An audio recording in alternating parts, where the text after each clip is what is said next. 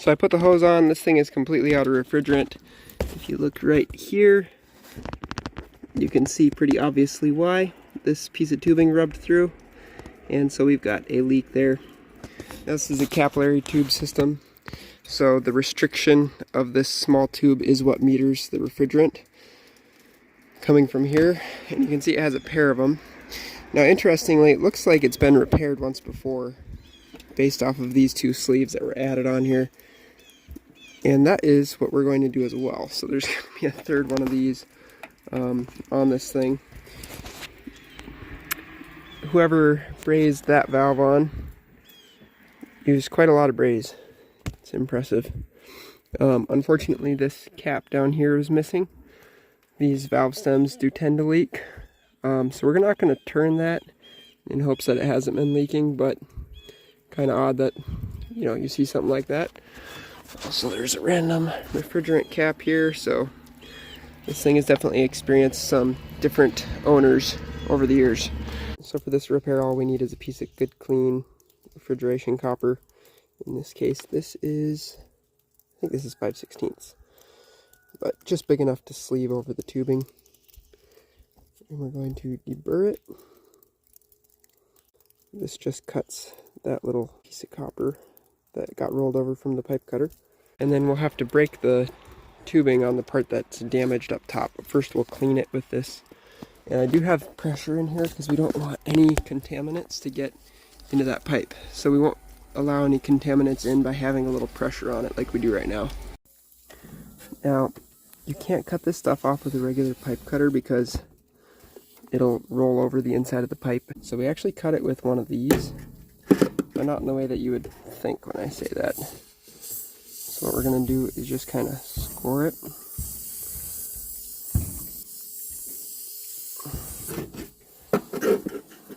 Just a little bit, and then we're going to work it back and forth a little bit until it breaks off. Just like that. So I can feel pressure blasting out of both sides of this, and that ensures that we don't actually reduce the inner diameter of this capillary tube. And that is really important that we not do. I'm going to remove this entire piece so we're clear on this end. Now we'll do the same thing here. We're going to install this piece of copper sleeve. Now I moved this wire that actually did the damage underneath there, so it's not going to be in danger of rubbing anymore. But we want to just get these close to each other. And this sleeve slipped over. This sleeve probably could have been a little bit shorter, but I kind of like it to be nice and long because solder likes to wick up in there, and if it wicks up and blocks that off, then we're in bad shape. Actually just got this one started out in the open. It's a little easier. Just get it in there. Push down.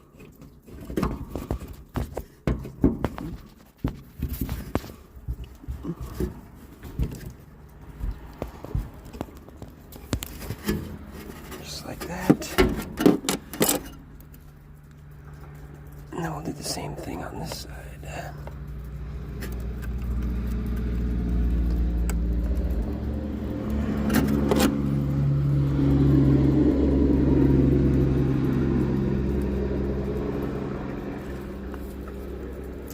Now both of those are closed up a little ways, we can just braze them shut. We are going to be using a 5% silver braze. The reason I recommend using a 5% silver braze in this application instead of the regular cheaper braze is because it actually flows thicker. And when you're dealing with capillary tubes, you don't want to have the capillary action pull that solder deep enough in there that it can block it off. So I like to use something thicker that's going to make a nice bead of braze around the actual fitting where the pieces are being joined, but not going to go so deep into it that it possibly blocks it.